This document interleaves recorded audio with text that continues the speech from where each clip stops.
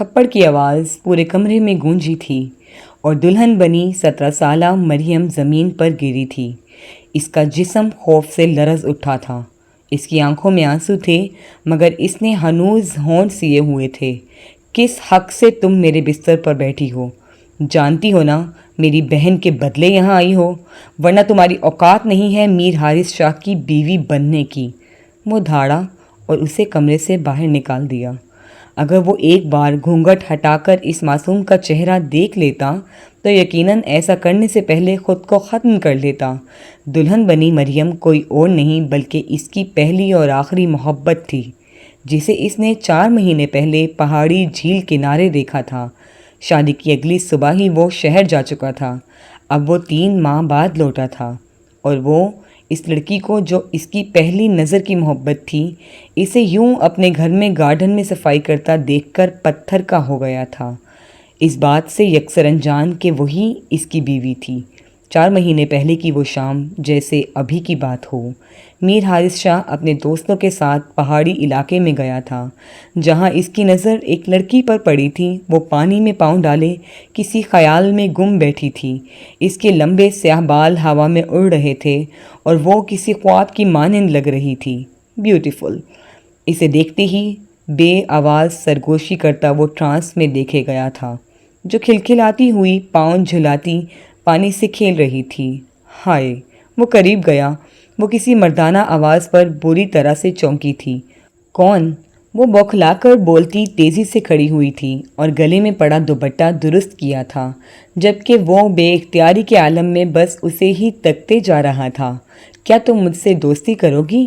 اس نے اپنا ہاتھ اس کی جانب بڑھایا، جبکہ وہ حیرانی اور پریشانی کے عالم میں لب چہاتی کتنی ہی دیر اسے دیکھتی رہی، پھر گڑبڑا کر الٹے قدموں وہاں سے بھاگ گئی تھی، جبکہ میر حارث جو اس کے شہر میں ایسا گرفتار تھا کہ اسے اس کے چلے جانے کا بھی علم نہیں ہوا تھا۔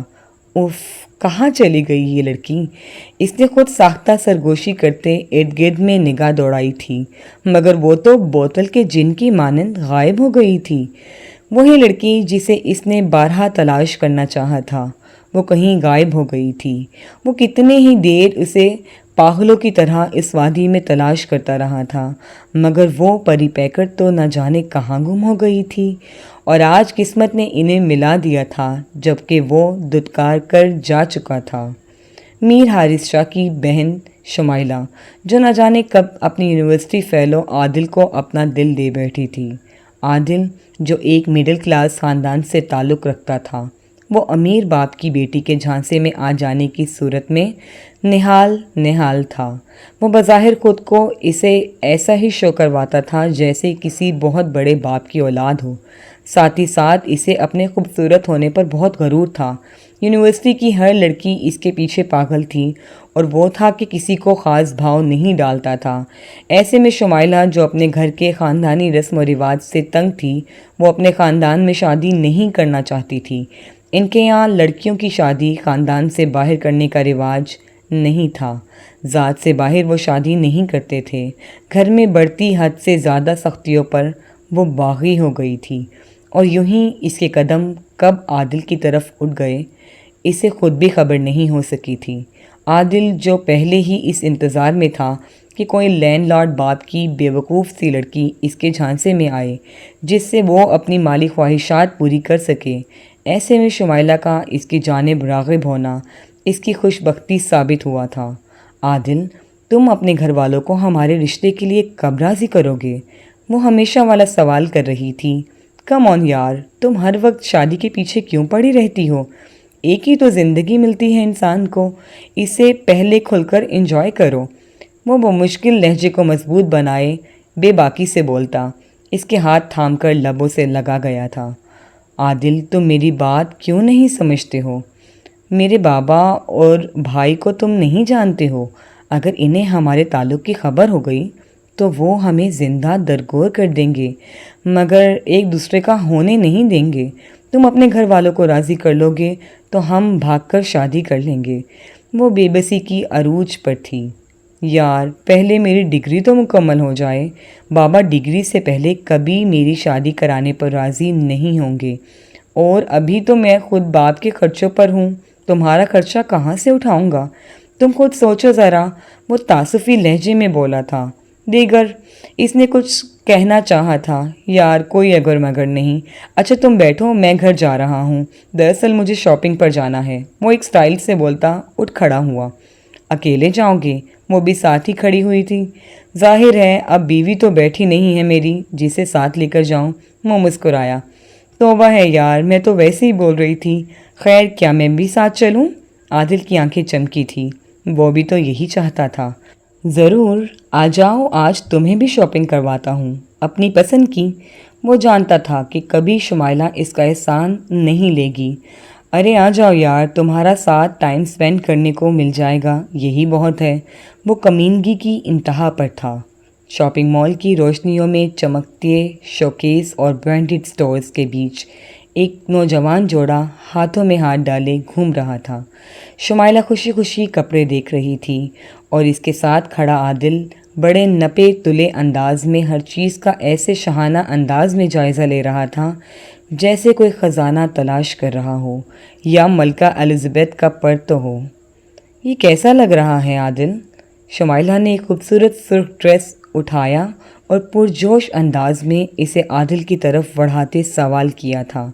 عادل نے ایک نظر ڈریس پر ڈالی، پھر قیمت پر، اور فوری مصنوعی مسکراہٹ سجا لی۔ اچھا ہے سویٹی، تم پر تو ہر رنگ جچتا ہے، مگر یہ والا تو کمال لگے گا۔ لے لو۔ شمائلہ خوش ہو کر ڈریس لینے لگی، مگر اس لمحے عادل نے ادھر ادھر نظر دوڑائی۔ بس یہ دیکھ لو، بہت زیادہ مہنگا تو نہیں؟ وہ نرم لہجے میں بولا، مگر اندر ہی اندر ڈر بھی لگ رہا تھا کہ کہیں شمائلہ پیسے دینے سے انکار ہی نہ کر دے۔ شمائلہ نے مسکرا کر کریڈٹ کارڈ نکالا اور کاؤنٹر پر رکھ دیا۔ عادل کے چہرے پر ایک شیطانی چمک آئی۔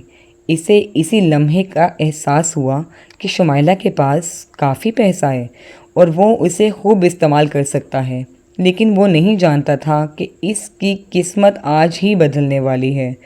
عادل مزے سے اپنی لالچ کی تسکین کر رہا تھا کہ اچانک ایک کرخت آواز سماعتوں سے ٹکرائی۔ شمائلہ! شمائلہ کے ہاتھ سے شاپنگ بیگ تقریباً گر پڑا تھا اور اس نے کانپتے ہوئے پلٹ کر دیکھا۔ سامنے ایک دراز قد مضبوط جسم والا نوجوان کھڑا تھا۔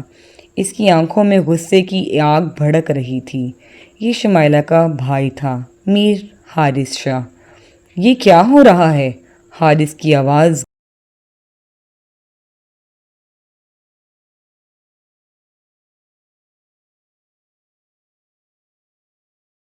بھائی میں بس شاپنگ کر رہی تھی۔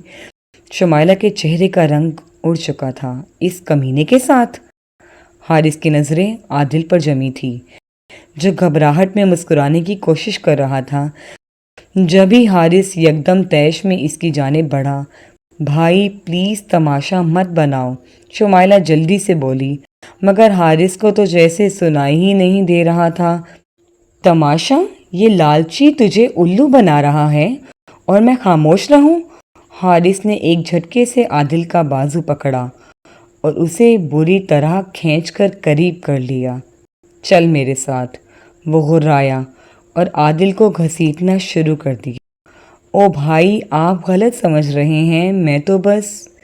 عادل نے صفائی دینے کی کوشش کی، مگر حارث نے اس کی ایک نہ سنی۔ پورے مال میں لوگ رک رک کر یہ سین دیکھ رہے تھے۔ عادل کی عزت کا جنازہ نکل چکا تھا۔ وہ بے بس ہو کر کبھی شمائلہ کی طرف کبھی لوگوں کی طرف دیکھ رہا تھا، مگر کوئی اسے بچانے نہیں آیا۔ حارث بھائی چھوڑے اسے، شمائلہ چلائی، مگر حارث نے ایک بار بھی پیچھے مڑ کر نہیں دیکھا۔ بھائی پلیز کیوں تماشا بنا رہے ہو؟ اپنی نہیں کم از کم میری عزت کا خیال کرو، لوگ دیکھ رہے ہیں، زمانہ باتیں بنائے گا۔ وہ رو کر گڑ گڑا کر التجا کرنے لگی۔ حارث نے عادل کے منہ پر ایک گھونسا رسید کیا، پیچھے دھکا دیا۔ آئندہ میری بہن کے ارد گرد نظر آیا تو کاٹ کر تیرا گوشت چیل کووں کو کھلا دوں گا، وہ گھرا کر بولتا۔ شمائلہ کی کلائی تھام کر کھینچتا ہوا وہاں سے نکل آیا تھا۔ حارث شاہ تیش میں گھر میں داخل ہوا تھا اور شمائلہ کو دھکیلتے ہوئے اندر حویلی کے ہال میں دھکا دیا تھا۔ ابو دیکھیں، آپ کی بیٹی کیا کر رہی ہے؟ یہ یونیورسٹی کے بہانے آپ کی عزت کا جنازہ نکال رہی ہے۔ شمائلہ خوف سے کانپ گئی۔ اس کے دل کی دھڑکنیں تیز ہو گئیں۔ وہ اپنے والد کی سخت طبیعت کو اچھی طرح جانتی تھی۔ حارث کے غصے سے بھرے الفاظ سنتے ہی اس کے والد میر داؤد شاہ، جو کہ ایک باوقار اور اصول پسند شخصیت کے مالک تھے، کرسی سے اٹھ کھڑے ہوئے۔ یہ کیا شور مچا رکھا ہے؟ حارث! داؤد شاہ کی بھاری آواز پورے کمرے میں گونجی تھی۔ حارث نے غصے میں ہاتھ کی مٹھیاں بھینچ لی اور انگلی اٹھا کر شمائلہ کی طرف اشارہ کیا۔ ابو، یہ آپ کی بیٹی یونیورسٹی کے نام پر ہمیں دھوکہ دے رہی ہے۔ آج میں نے ایک لڑکے کے ساتھ مال میں رنگ رلیاں مناتے دیکھا ہے۔ یہ سنتے ہی داؤد شاہ کی آنکھیں غصے سے سرخ ہو گئیں۔ کیا؟ انہوں نے شمائلہ کو تیز نظروں سے گھورا۔ شمائلہ کا رنگ فک ہو گیا۔ اس کے ہاتھ پیر کانپنے لگے۔ ابو، میں بس شاپنگ کرنے گئی تھی۔ اس کی آواز لرز رہی تھی۔ حارث طنزیہ ہنسا۔ شاپنگ اور عادل نام کا لڑکا جو تیرے خرچے پر عیش کر رہا تھا، یہ سب میں نے اپنی آنکھوں سے دیکھا ہے۔ اب کوئی بہانہ مت بنا۔ داؤد شاہ نے غصے سے ہاتھ میں پکڑا سگار زمین پر دے مارا تھا۔ شمائلہ کی آنکھوں میں آنسو آ گئے۔ وہ کچھ کہنے کی کوشش کر رہی تھی مگر الفاظ اس کے لبوں پر ہی دم توڑ رہے تھے۔ ابو، یہ کئی دنوں سے جھوٹ بول رہی ہے کہ یہ یونیورسٹی جا رہی ہے، مگر حقیقت میں یہ اس لڑکے کے ساتھ گھومتی پھر رہی تھی۔ داؤد شاہ کی برداشت کی حد ختم ہو چکی تھی۔ انہوں نے ایک تیز تماچا شمائلہ کے رخسار پر جڑ دیا۔ شرم آنی چاہیے تمہیں، ہماری عزت مٹی میں ملا دی تم نے۔ وہ گرجے۔ شمائلہ آنکھوں میں آنسو لیے زمین پر بیٹھ گئی۔ اس کا جسم کانپ رہا تھا۔ آج کے بعد یونیورسٹی جانا بند، جب تک میں خود تحقیق نہ کر لوں کہ وہاں تم واقعی پڑھنے جاتی ہو یا نہیں۔ تم اس گھر سے باہر نہیں نکلو گی۔ داؤد شاہ نے دو ٹوک فیصلہ سنا دیا۔ حارث نے فاتحانہ نظر شمائلہ پر ڈالی۔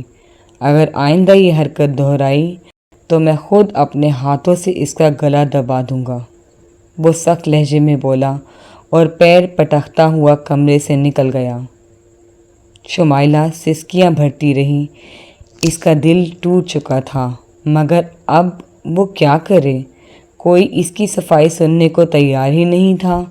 شمائلہ کی آنکھوں سے آنسو بہتے ہوئے تکیے میں جذب ہو رہے تھے۔ اس کے گال پر باپ کا تھپڑ ابھی بھی جل رہا تھا۔ دل میں حارث کی باتیں نشتر کی طرح چبھ رہی تھیں۔ کمرے میں اندھیرا تھا، صرف کھڑکی سے آتی چاندنی زمین پر سفید چادر بچھائے ہوئے تھی۔ ہر طرف سکون تھا مگر اس کے اندر ایک طوفان بپا تھا۔ یہ سب میرے ساتھ ہی کیوں ہوا؟ کیا میں نے سچ میں کوئی گناہ کیا ہے؟ کیا عادل میری زندگی میں سچ میں محبت بن کر آیا تھا یا محض ایک فریب تھا؟ یہ سوال اس کے دماغ میں ہتھوڑے کی طرح برس رہے تھے۔ وہ کروٹ لے کر سیدھی ہوئی اور کانپتے ہاتھوں سے تکیے کے نیچے سے اپنا موبائل نکالا۔ اسے معلوم تھا کہ اگر اس وقت کسی نے دیکھ لیا تو مزید قیامت ٹوٹ پڑے گی، مگر اس کے پاس کوئی اور راستہ نہیں تھا۔ اس نے دھڑکتے دل کے ساتھ عادل کا نمبر ڈائل کیا۔ 1 بیل، 2 بیل، 3 بیل، کال اٹھا بھی لو عادل۔ اس نے زیر لب دعا کی۔ آخر کار فون اٹھا لیا گیا۔ دوسری طرف سے نیند میں ڈوبی آواز آئی۔ کون؟ شمائلہ کو ایسا لگا جیسے اس کا دل کسی نے مٹھی میں جکڑ لیا ہو۔ عادل، میں ہوں شمائلہ۔ عادل کی سانس جیسے ایک لمحے کو رکی، پھر وہ بولا، کیا ہوا شمائلہ؟ یہ وقت ہے کال کرنے کا، سب خیریت تو ہے؟ شمائلہ نے ہونٹ کاٹ کر اپنی سسکی دبائی، پھر بے چینی سے بولی، عادل، جو ہوا تمہیں اس کا اندازہ بھی ہے؟ میرا بھائی مجھے بازار سے کھینچ کر گھر لے آیا، ابو نے تھپڑ مارا اور مجھے گھر سے نکلنے سے منع کر دیا۔ عادل ایک لمحے کو خاموش ہو گیا۔ اوہ، یہ تو برا ہوا، مگر اب میں کیا کر سکتا ہوں شمائلہ؟ تمہاری محبت میں یہ سب سہ لیا میں نے، اب تمہیں ثابت کرنا ہوگا کہ تم بھی مجھ سے محبت کرتے ہو، وہ بے قراری سے بولی۔ عادل نے ایک لمبی سانس لی۔ کیا مطلب؟ شمائلہ نے جلدی سے کہا۔ میرے ابو سے میرا رشتہ مانگنے آؤ، شاید وہ مان جائیں، شاید ان کے دل میں رحم آ جائے، کم از کم ایک بار کوشش تو کرو عادل۔ دوسری طرف گہری خاموشی تھی۔ عادل، تم سن رہے ہو؟ عادل نے کھنکار کر گلا صاف کیا۔ دیکھو شمائلہ، یہ اتنا آسان نہیں ہے، تمہارے ابو بہت سخت آدمی ہیں، اور تمہارا بھائی، وہ تو سیدھا مار ڈالے گا مجھے۔ شمائلہ کی آنکھوں میں بے یقینی چھا گئی۔ تو تم کیا کہہ رہے ہو؟ عادل نے تھوڑا اکتاہٹ بھرے لہجے میں کہا۔ میرا مطلب ہے ہمیں کچھ دن انتظار کرنا چاہیے، تمہیں جذبات میں آ کر کوئی فیصلہ نہیں لینا چاہیے۔ انتظار کس چیز کا عادل؟ مجھے اس قید سے نکالنے کے لیے تمہیں کچھ کرنا ہوگا، اس نے بے بسی سے کہا۔ دیکھو ابھی بھی میں اپنے گھر والوں سے بات بھی نہیں کر سکتا، وہ لوگ اس وقت کسی اور چیز میں الجھے ہوئے ہیں، میں ایسے اچانک کیسے جا سکتا ہوں تمہارے والد کے پاس؟ شمائلہ کو جیسے کسی نے زمین پر پیچ دیا ہو۔ اس کے جواب، اس کی محبت، سب ایک پل میں بکھر رہے تھے۔ تو تمہارا مطلب ہے تم میرے لیے کچھ نہیں کر سکتے؟ عادل نے جھنجھلا کر کہا۔ یار ایسا بھی نہیں ہے، بس مجھے تھوڑا وقت دو، میں کچھ سوچوں گا، لیکن ابھی نہیں۔ شمائلہ کی آنکھیں جلنے لگیں، اس کے دل نے پہلی بار سختی سے دھڑکنا چھوڑ دیا۔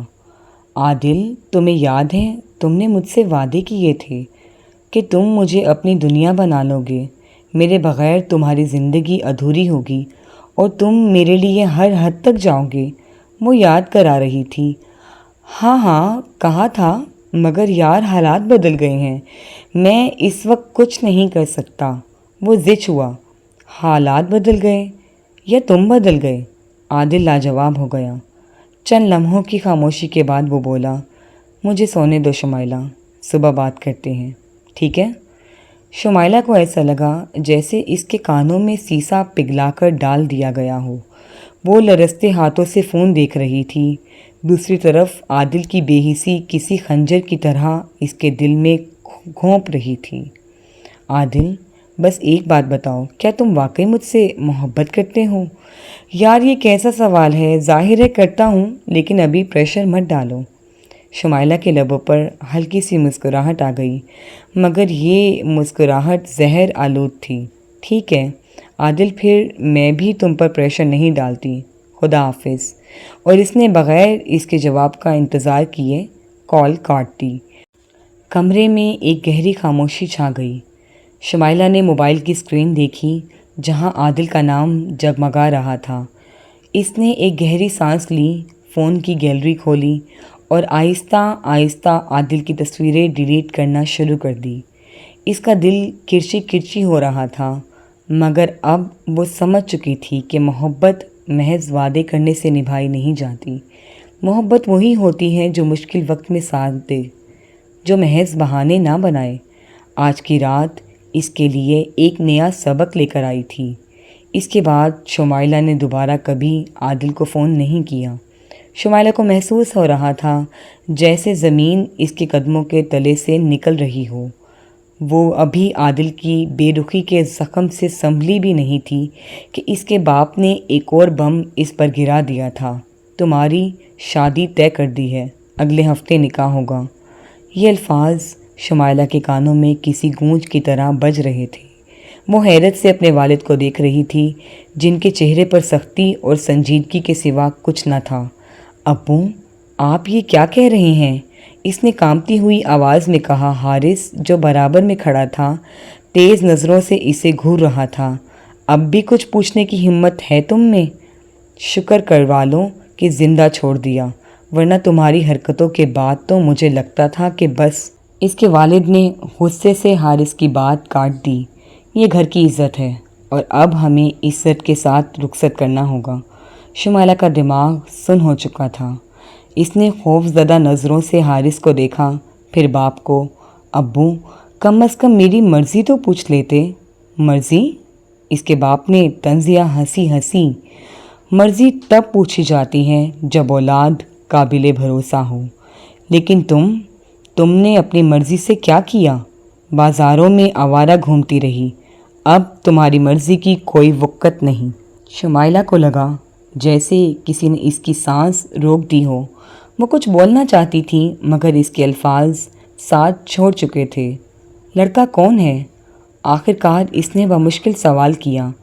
علی حیدر میرے دوست کا بیٹا ہے، نیک، شریف اور تعلیم یافتہ۔ اس کے ساتھ تمہاری زندگی اچھی گزرے گی۔ شمائلہ کے لب ہلکے سے لرزے۔ لیکن ابو، میں نے اسے کبھی نہیں دیکھا۔ بس بہت ہو گیا۔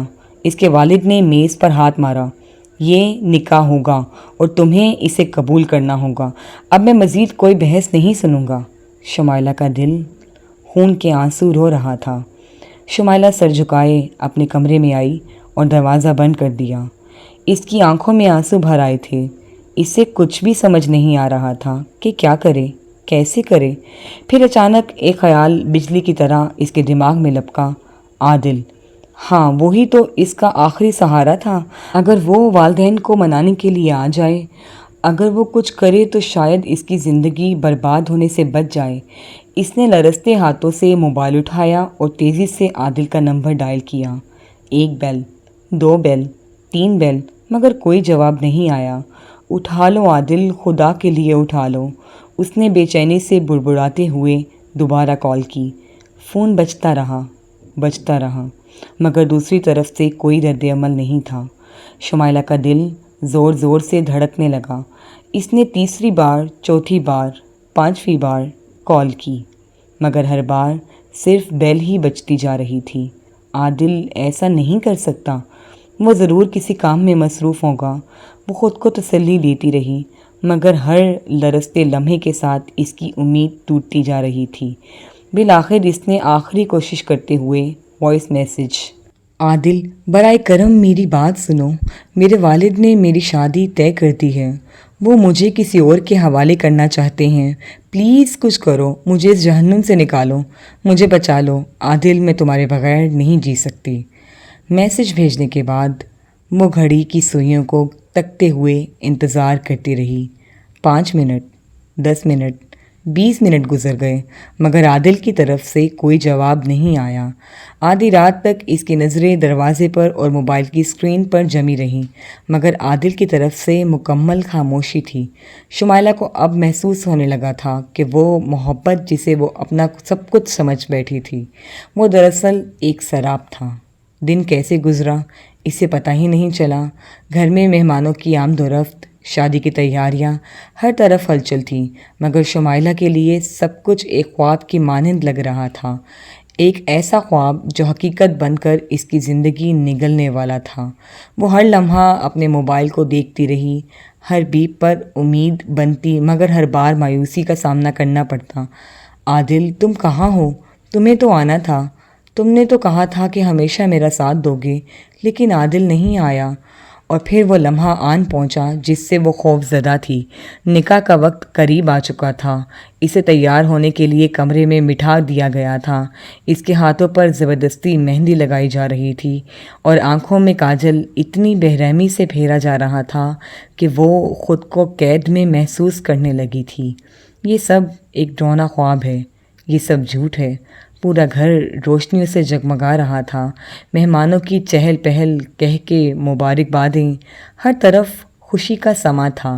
لیکن اس خوشی کے شور میں اگر کوئی چیز غائب تھی تو وہ شمائلہ کی ہنسی تھی، وہ جو اس گھر کی رونق تھی۔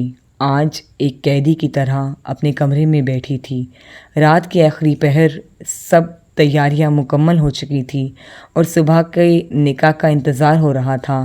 شمائلہ تنہا اپنے کمرے میں بند بیٹھی تھی۔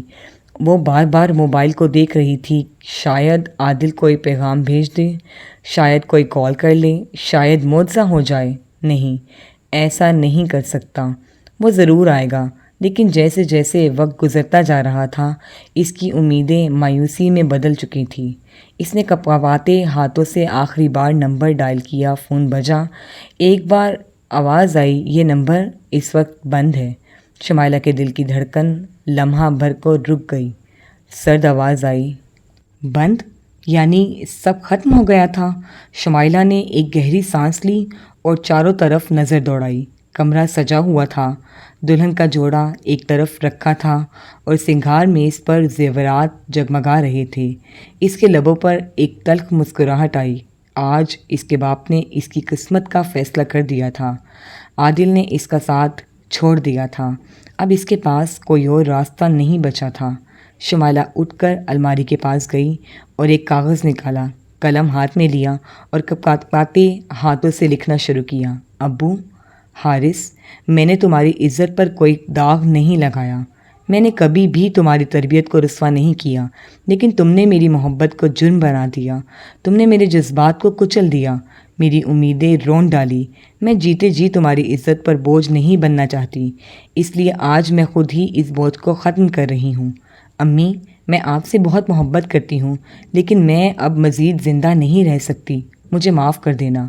وہ کاغذ میز پر رکھا، پھر دراز کھولی اور اس میں سے سفید دوپٹہ نکالا۔ جیسے ہی دروازہ کھلا، پورے کمرے میں ایک چیخ گونجی۔ شمائلہ سفید دوپٹے کے سہارے پنکھے سے جھول رہی تھی، آنکھیں آدھی کھلی، چہرہ زرد، ہونٹ نیلے اور نیچے وہ کاغذ جس پر اس کا آخری خط تھا۔ پورے گھر میں کوہرام مچ گیا۔ حارث دیوانہ وار بہن کے پاس بھاگا۔ شمائلہ، اس کے والد صدمے سے زمین پر گر پڑے۔ ماں بیٹی کی لاش سے لپٹ کر بین کرنے لگی۔ بارات کے ساتھ آئے لوگ دروازے پر ہی کھڑے رہ گئے۔ نکاح کا مقدس لمحہ ماتم میں بدل چکا تھا۔ شمائلہ جا چکی تھی، ہمیشہ کے لیے۔ وہ خود کو یقین دلانے کی کوشش کر رہی تھی، مگر حقیقت کی تلوار اس کے دل کو چیرے جا رہی تھی۔ شمائلہ کی موت کو 2 دن گزر چکے تھے، لیکن حارث کے دل میں آگ لگی ہوئی تھی۔ وہ بے چین تھا، غصے میں بھرا ہوا۔ یہ سب عادل کی وجہ سے ہوا۔ اگر وہ مرد تھا تو اپنی محبت کے لیے آیا کیوں نہیں؟ اگر اس میں ہمت تھی تو نکاح کرنے کے لیے کیوں نہیں بڑھا؟ اس کی بہن قبر میں جا چکی تھی، لیکن عادل ابھی بھی آزاد گھوم رہا تھا۔ اب اس کی بھی زندگی جہنم بناؤں گا، یہ سوچ کر وہ اپنے والد کے پاس گیا اور ہاتھ جوڑ کر بولا، ابو، ہمیں اس کے گھر جانا ہوگا۔ وہ شمائلہ کی زندگی برباد کر کے چین سے بیٹھا ہے، ہم اسے نہیں چھوڑ سکتے۔ وہ سیدھا اس کے گھر پہنچے تھے۔ عادل حارث کو سامنے دیکھ کر گڑبڑایا، جس نے سیدھا چہرے پر گھونسا رسید کیا تھا۔ عادل کی ماں آ گئی تھی، بیٹے کو اپنی آغوش میں چھپا لیا تھا۔ حارث سے باز پرست پر اتر آئی تھی، انصاف چاہتے ہو؟ تمہارے بیٹے نے میری بہن کو مرنے پر مجبور کیا ہے۔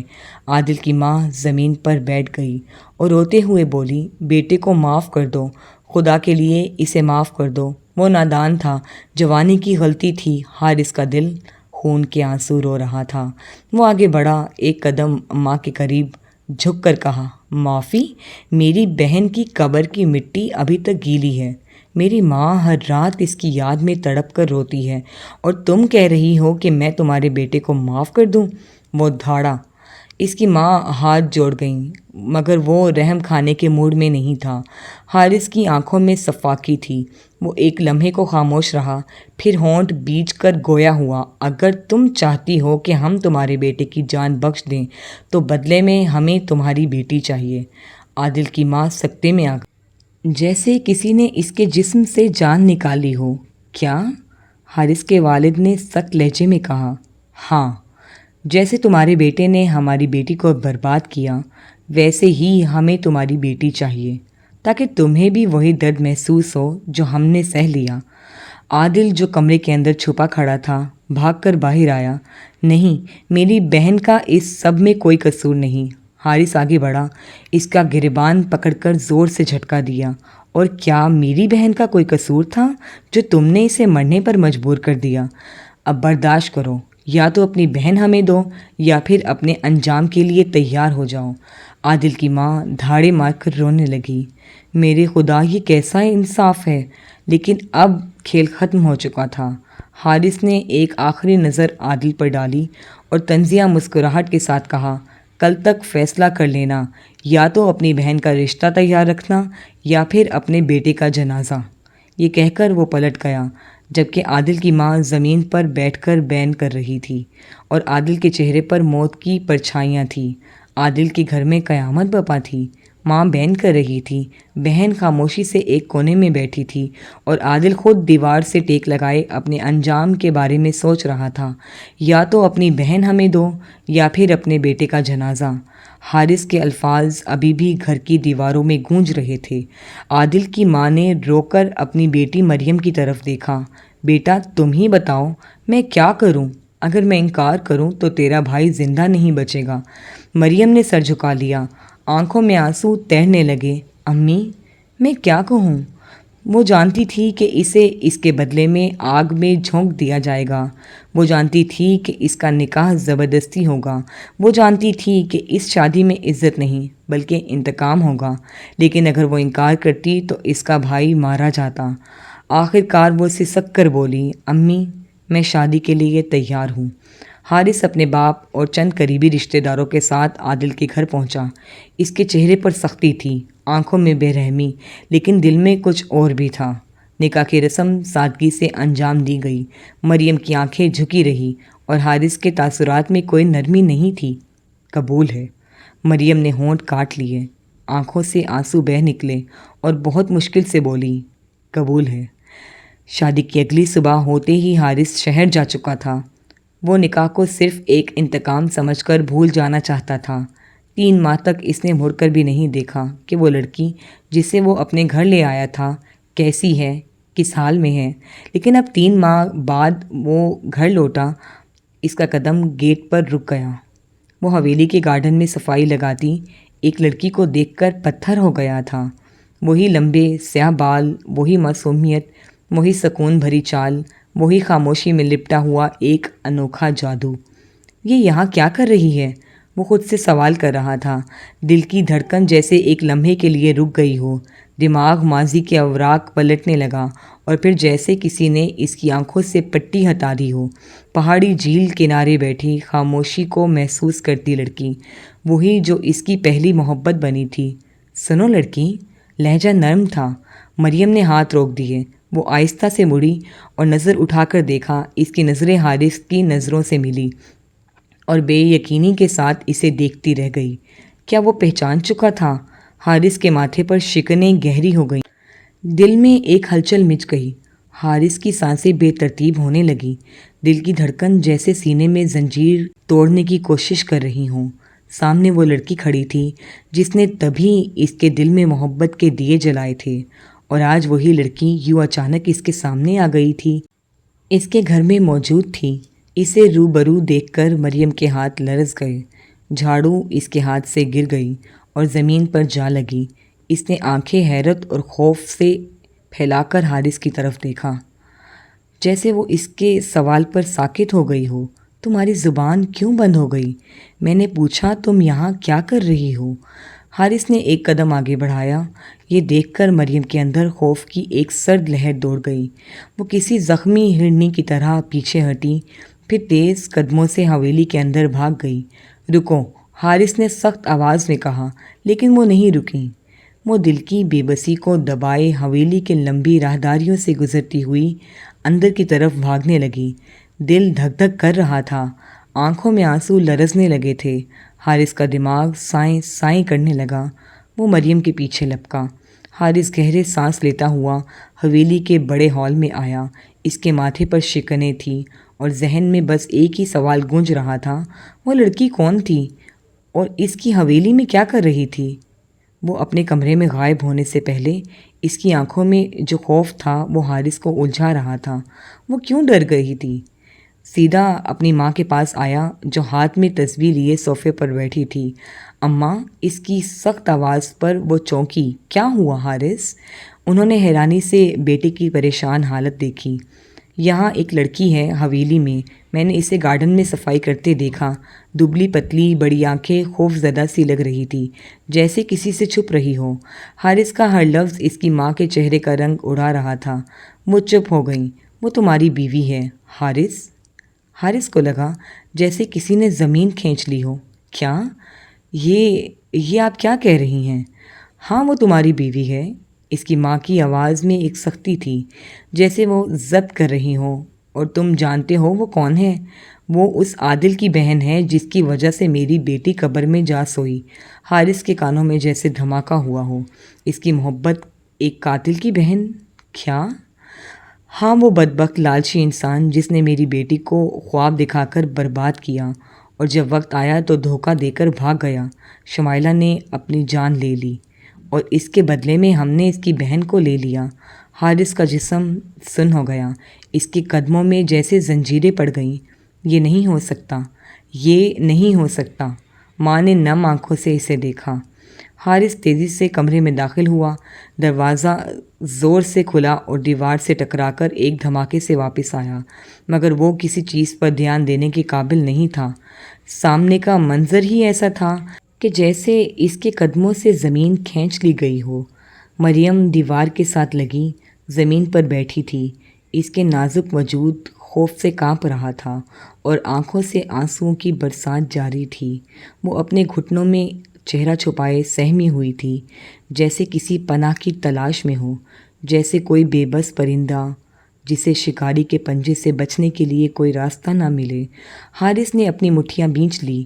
دل کسی انجانے احساس سے عجیب طرح دھڑک رہا تھا۔ مریم! اس کی سخت آواز کمرے میں گونجی۔ مریم نے سر اٹھایا، مگر اس کے آنسو بہنے کی رفتار مزید تیز ہو گئی۔ اس کی بڑی آنکھوں میں بے پناہ خوف تھا۔ میں نے کہا اٹھو۔ حارث کا لہجہ سخت ضرور تھا، مگر اس کے اندر کوئی چیز ٹوٹ رہی تھی۔ مریم نے ایک پل کے لیے اپنی جگہ سے ہلنے کی کوشش کی، مگر وہ مزید سمٹ کر خود میں چھپ گئی، جیسے اپنے وجود کو چھوٹا کرنے کی کوشش کر رہی ہو، جیسے وہ جانتی ہو کہ زمین پھٹے اور وہ اس میں سما جائے۔ یہ منظر حارث کے لیے ناقابل برداشت تھا۔ اس نے الجھن بھرے انداز میں اپنی انگلیاں بالوں میں پھنسا لی، جیسے اپنے اندر اٹھنے والے طوفان کو قابو میں لانا چاہتا ہو۔ اس کی سانسیں بوجھل ہو گئیں۔ وہ ایک جھٹکے سے صوفے پر بیٹھ گیا، جیسے اس کی ساری طاقت کسی نے نچوڑ لی ہو۔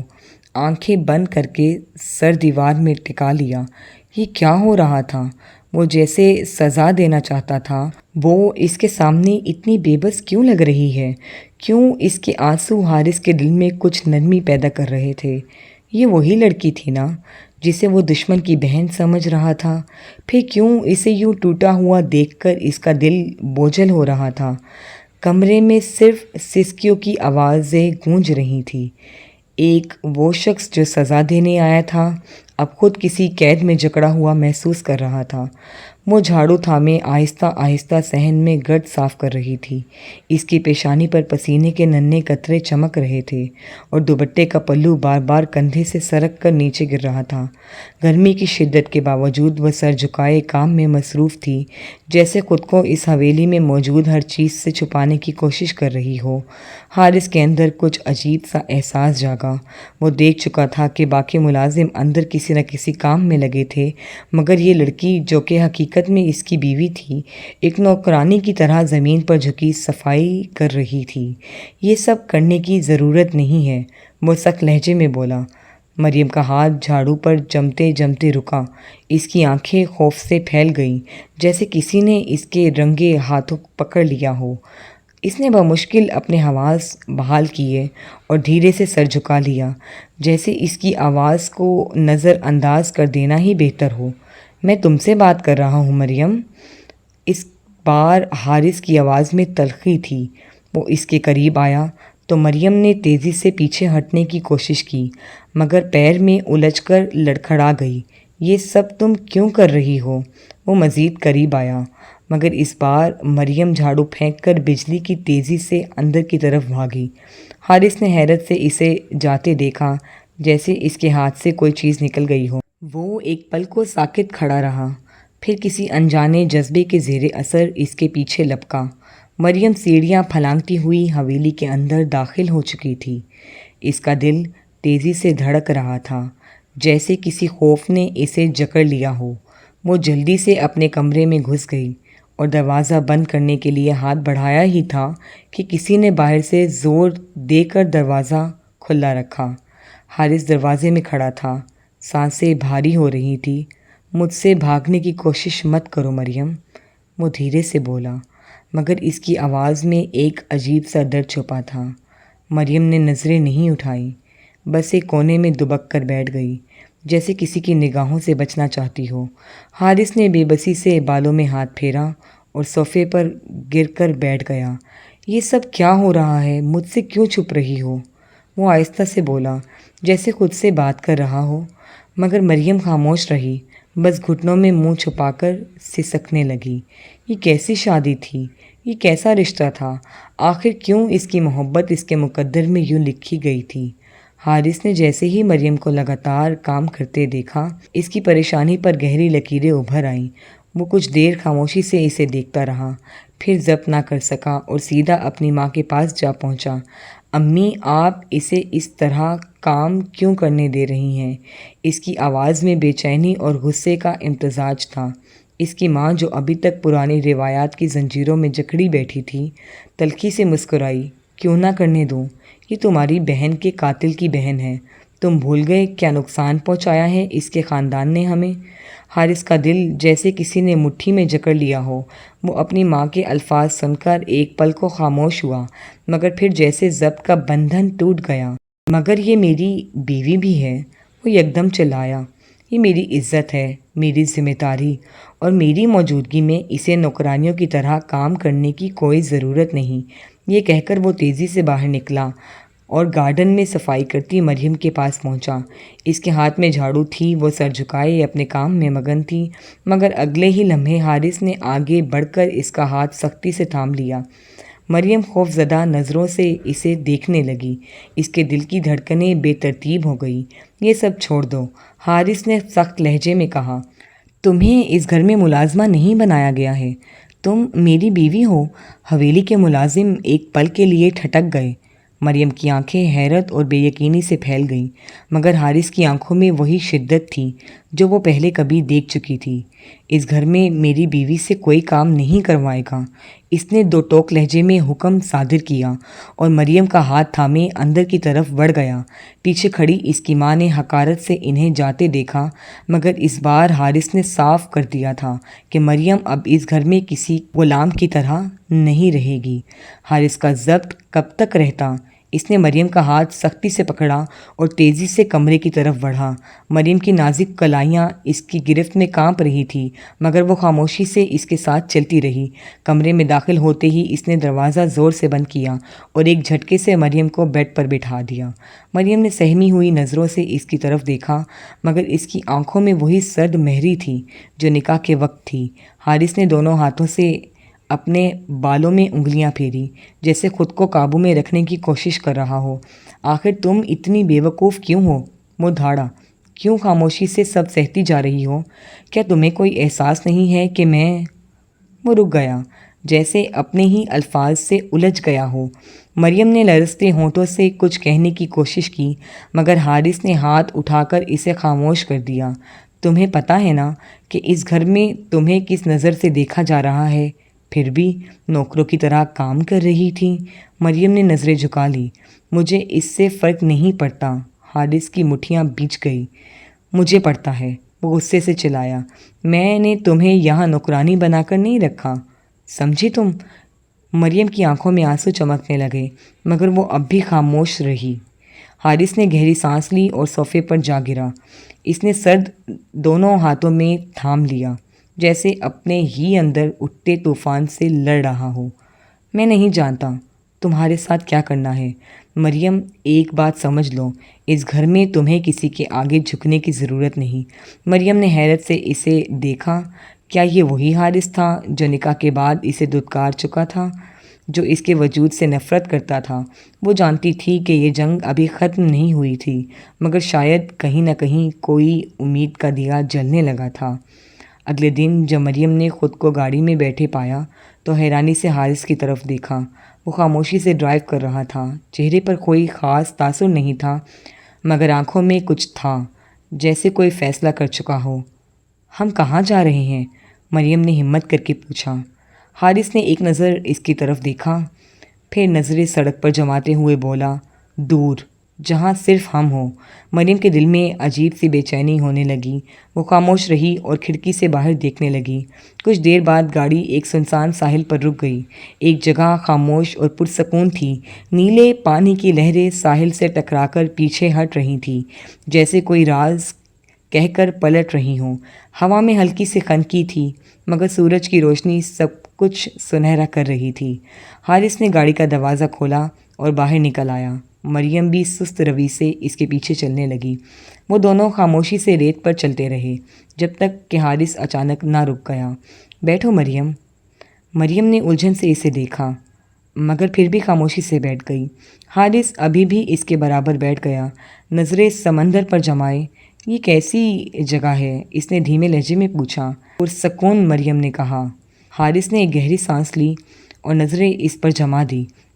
مریم، میں نے بہت کچھ کھو دیا ہے اپنی نفرت میں۔ میں نے تمہیں تکلیف دی ہے، تمہیں اپنے غرور کے پیچھے چھپا دیا، لیکن اب میں مزید جھوٹ نہیں بول سکتا۔ مریم نے حیرت سے اسے دیکھا۔